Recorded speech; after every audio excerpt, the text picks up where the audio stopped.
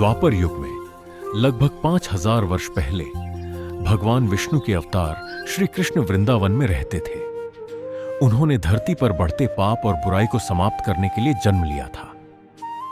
श्री कृष्ण के बचपन की कई कहानियां बच्चों को साहस, धर्म और सच्चाई का मार्ग दिखाती है। यह भी ऐसी ही एक प्रसिद्ध कथा है। कालिया एक बहुत ही भयानक और विषैला नाग था जिसके कई फन थे। वह पहले रमणक द्वीप के पास रहता था, लेकिन गरुड़, जो भगवान विष्णु के वाहन और सर्पों के शत्रु थे, उनके डर से कालिया वहां से भाग गया। बहुत समय पहले एक आर्ष ने गरुड़ को श्राप दिया था कि यदि वे वृंदावन में आएंगे तो उनकी मृत्यु हो जाएगी। कालिया को इस श्राप के बारे में पता था, इसलिए वह अपनी पत्नियों और परिवार के साथ वृंदावन के पास यमुना नदी में आकर रहने लगा। कालिया का विष इतना खतरनाक था कि यमुना का पानी काला पड़ गया था। नदी का जल उबलता और झाग छोड़ता रहता था। वृंदावन के लोग उस हिस्से के पास जाने से भी डरते थे।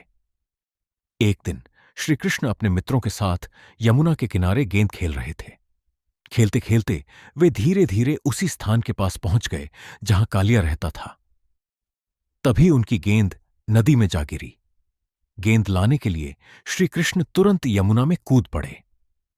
उनके मित्रों ने उन्हें रोकने की कोशिश की और कालिया नाग के बारे में चेतावनी दी, लेकिन श्री कृष्ण ने उनकी बात नहीं सुनी और नदी के गहरे पानी में चले गए। यह खबर पूरे गांव में फैल गई। सभी लोग नदी किनारे पहुंच गए, लेकिन कालिया के डर से कोई भी पानी में उतरने की हिम्मत नहीं कर सका। नदी के अंदर कालिया ने श्री कृष्ण पर हमला कर दिया।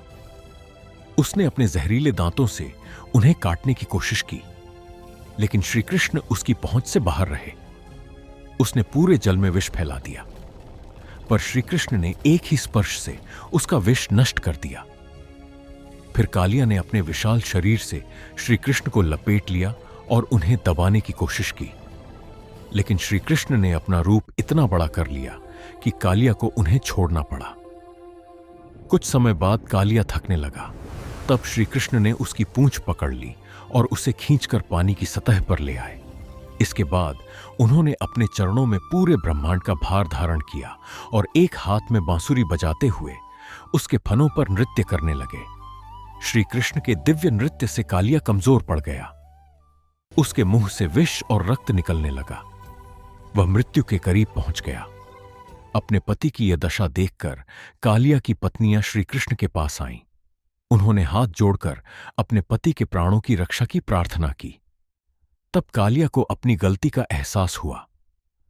उसने समझ लिया कि श्री कृष्ण कोई साधारण बालक नहीं, बल्कि स्वयं भगवान विष्णु के अवतार हैं।